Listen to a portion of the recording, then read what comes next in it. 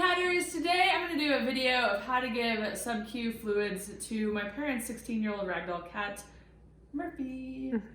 So many of you that follow us and know us, I'm going to segment this video. So I know a lot of people don't like talkative videos if you're just trying to get to the point of it. So I'll segment it. My parents' cat, Caymus, recently passed away about a week ago. He had chronic renal failure. And we had switched veterinarians during the course of his 6 months journey of chronic renal failure. And one of those veterinarians at the time, the first veterinarian suggested that Murphy get fluids every other day. The second one we went to said his kidney values were fine and it wasn't terribly necessary. However, Murphy has gastrointestinal issues, and I went ahead and started the fluids because I thought, I don't think it will hurt anything. And he has really thrived from it. He has more muscle tone. He's not as wasted feeling. So I really feel like the fluids have helped, and therefore I wanted to continue on with it. So my sister and I come over every other day to give him fluids, and today she's behind the camera and I'm gonna give him fluids so you guys can see how different he is than Caymus. And I will also probably put footage from giving Caymus fluids because I'm gonna do it the traditional way on Murphy today, which is between the shoulder blades. But I also wanted to make it a more comprehensive video because when I hadn't given fluids for 11 years until Caymus got sick, so I forgot a lot of the little things that you can do, and so I really wanna make this comprehensive as possible today. The best thing is know your cat, know what you think that they might like. For example, Caymus was a super easy cat, and you can kind of tell like how they are at the vet. My cats are sort of nightmares at the vet, so I'm scared to ever give them fluids. Caymus and Murphy have always been angels at the vet. Murphy's just busy, and he doesn't like to be held for very long, and I'm surprised he's let me hold him this long. So just kind of know their personalities, and you're gonna see when I give him fluids that he doesn't like to sit down. He does it standing up. And you have to accommodate that. So without further ado, let's get started. So when we first got going with fluids on Caymus and Murphy back in June of 2020, it's December 2020 as I'm doing this video, this is how we got the bag. It was full, obviously, but the line was connected, and then they gave us extra needles. That's how all of that worked. Over time, though, that became expensive, and I joined a Facebook group for chronic renal failure cats, and they we're talking about that they order it off of Chewy. So you obviously have to have a veterinarian prescription for it. So we ordered 12 of these lactated ringers at a time. And then we ordered these IV lines. And then we order these needles, which they recommend on this brand. I guess it has like a better poke for cats. It's like a smoother, nicer poke. So I'm just gonna show you how you put it all together if you get that from Chewy. And I'll link to the ones we buy if you want specifically to know that. So the first thing is you kind of just wanna make sure that the bag isn't leaky and that there's no holes or anything like that. And then on this guy, pull this out, and this is all wrapped together. I always bring this part down. This is the little thing that I also think like if a nurse or a vet tech or a veterinarian's watching this video, they're like, oh my gosh, this girl doesn't know anything as far as the names of these things, but this will shut off the line when you want to close it down. So that's what that's for. So you take this off and you take this off, and then you just insert this into this hole, and you have to press pretty hard. My mom did this the first time and she did a good job. Once you have this inserted, and I don't know like if this is how you're supposed to do it, it just has worked for us. If this is too full, you can turn it upside down and push it back in. But what that will do is cause air in the line, and so then you wanna let that drain. So this is terrible, but I hold this with my teeth.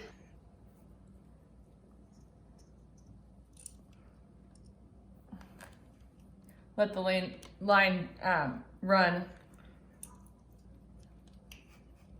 You hear Pharaoh working. And then it's ready to go for when I use it on Murphy. Today I'm gonna go ahead and use this one. That's so we can just get rid of that bag, and this one will be ready for the next time. Some cats will take fluids cold and they don't have any problems with that. So the bubbles aren't that big of a deal. There are quite a few because it's sub-Q, obviously in their vein, that would be a huge, very big problem. But under their skin, it will just be like, almost like bubble wrap, you know, where you're like popping the bubbles. But I don't like that feeling. It's like crunchy or something like that. I remember when my sister started giving fluids, she called me from the lake because she was alone with Caymus at the lake, and she's like, his skin's like crunchy, and it was from the fluid bubbles. A few things about how a cat likes fluids. Caymus like them warm and at a normal like flowing pace. Murphy doesn't care if they're warm, and he also will let you push the bag, which means that once this is in Murphy, I can roll the bag up and push the fluids through so that we get it done more quickly. Caymus hated to have them pushed. And it kind of matches with their personality. Caymus was mellow, laid back. Murphy's like, yeah, ready for life, excited about anything. So even though Murphy doesn't mind that they're not warmed, I think it's just a nice gesture to do to anyone that's going to get cold water underneath their skin. I'd much rather have warm water. So what we do is I fill a bowl of tap water, like this is just a plastic mixing bowl, and then we use a meat thermometer, and the water needs to be at least 120 degrees. I don't know if that's totally accurate. My parents also have instant hot water, so it had gotten a little cooler while we were making the video, so I'm gonna add a little bit more. Then I let it fall to about 100 degrees because once the bag has been in, the lactated ringers bag has been in the tap water bowl and it falls to 100 degrees on the thermometer, then that's when I give them the fluids. And the reason why is a cat's normal body temperature, I think, is 102 degrees Fahrenheit. So I figure, well, that's got to be around what it needs to be. Now, another option, and I've seen this done at the veterinarian clinic, is you can fill a cup of, like a coffee cup like this one, with hot water, and then they just, while the fluids are running, they dip the line into the water like that, so that the fluid going through this warm water gets warmed as it goes into the cat. I have not tried that to see if it works. Caymus seemed not to mind it when we did it at the vet. The other thing is, obviously, the amount of fluids in this bag, we're halfway done, or more than halfway done, because it's past the 5. There's 10 milliliters of fluids in a bag. Whereas this new bag that we made just for this video is going to take longer to warm this up, obviously, than that bag. So, you know, just watch your thermometer more closely on that. The other thing, make sure that that the line and the needle don't go into the water, because that's more of an unsanitary situation, and you want to keep all of this sanitary because it's obviously going inside of your cat. Now the fluids that are 100, we're going to go ahead and take them to where I give them to Murphy. I'm right-handed, so there's certain angles that I prefer to give the fluids towards or whatever. I always have extra needles in case I don't lose the cat. Whenever you give fluids, you want to give them higher than the cat. And so this is the scenario we set up. My mom had these outdoor hooks or something for something she hangs outside. So we just hung that from the chandelier. You could also have someone hold it above you. There's also poles that you can order from Amazon if you want something like that. So these fluids are warmed now. And then also I always like to I usually take like a small pack of the needles in case I screw up. I can change it out really quickly so that I don't lose the cat, because the cat will be here and then it'll want to jet off. But if I have the needles, then I don't have to worry about the kitty jetting off. Murphy, we're gonna do between his shoulder blades or around there. I don't like to keep doing it in the same spot because I don't want him to get scar tissue, because he's doing really well health-wise. So I'm imagining he's gonna have this done for a while, and so his likelihood of scar tissue will be higher. You take this off, and then you wanna look on the needle. There's like a little bevel there. That's where the liquid's gonna come out. And something that I learned with my mom is that she didn't know you don't need to stick the whole needle in. You just need to stick in the part where the liquid's gonna come out. You wanna create a tent and then just stick it in. I know, that one is bad. So a veterinary acupuncturist told me one time, the only time she's been bitten by a cat was when she held her breath. So I always think about that. Like I just try to do it without hesitation.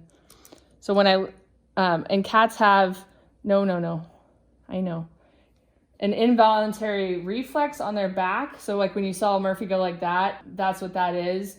And he always does that when we first give fluids, and then he like calms down. But anyway, I don't hesitate when I put it in him, and I just make sure that I have that tent where I'm in that cavity, not on his muscles or his bones, but under his skin, and then I just go in. I do not hesitate. And then I typically just sit here and give him kisses and stuff like that. But today, actually, he's gonna get B12 in his line. He gets B12 once a week. So this little port right here is where you put it in. So also you can see that we've marked like with a pin where like where you started. So you can do that too. I just usually, if it's on an even line, then I'll remember to go to the next line.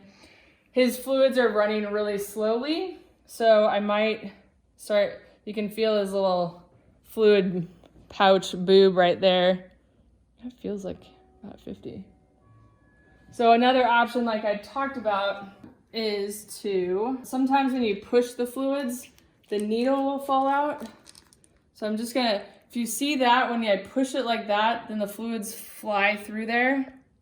And they're flying through him faster too, or into him faster.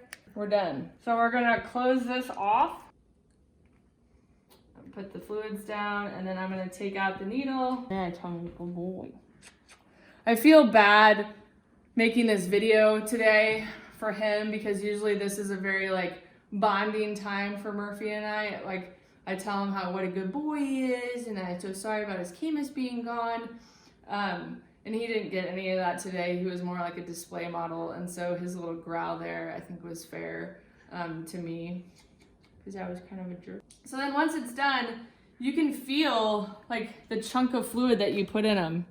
Sometimes you can't really see it because of a long-haired cat, but this is literally like a ball of fluid. My vet calls it a fluid boob. So that's what it feels like. And then his capillaries will absorb that over the next, 24, 48 hours.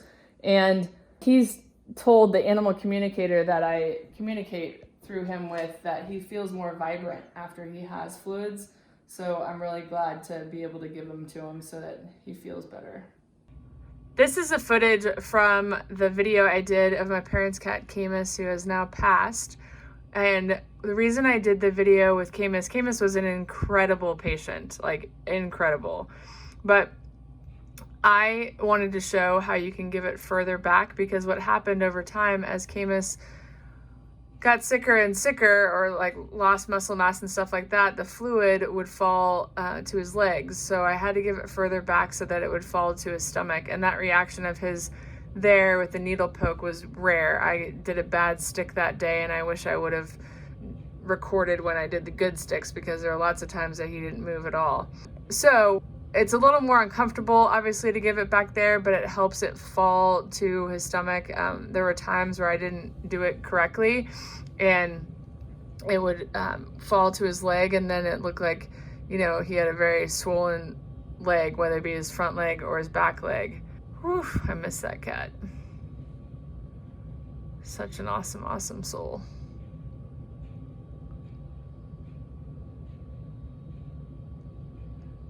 And then once you're done, obviously you close the line, pull out the needle. Even Caymus didn't like the needle being pulled out that day. And then I always would pick him up and tell him I loved him.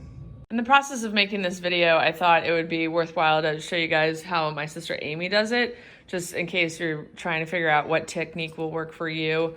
I thought it'd be important to show you how somebody else does it. So this is my sister Amy's hands that you're seeing. It's Christmas Day. My cats are over here, so he is a little grumpier than normal. It's okay, Bowie. It's okay. It's going. That's how Bowie. So Amy was actually the one that gave him fluids by herself ever. I never had confidence in giving a cat fluids by myself until Amy did it by herself. And Amy first learned on Caymus. So it's pretty cool. Man, I've never heard him. He's really not happy. Yeah. So we'll probably just push these so we can get it over with. So I'm gonna stop the video, but that's how she does it. So we're pretty much all done. I pushed the fluids, and that's the nice thing about if you have a mobile cat, that now Amy will close off the line, or I will to help her right now. He's And not then very happy. pull it out, hold it, and then he's very unhappy. Why are you? It's okay, baby. It's okay. I know, pissy pants. I know. Okay. A little bit too much today. Good Kibo. Good Kibo. You're alright. Good kitty Bo. He does his elevator burn as he leaves. Yes. So I'm a little bit pissy pants, but I'm okay. Are you okay? You got a little upset tail. Say that's gonna feel good though. Okay, Bowie. Good kitty. Good kitty. Good Kibo. Thanks so much for watching. We'll see you next time. I think Murphy's done being the star of the show today. Are you done? You're purring and growling at the same time. What's going on? Are you hungry?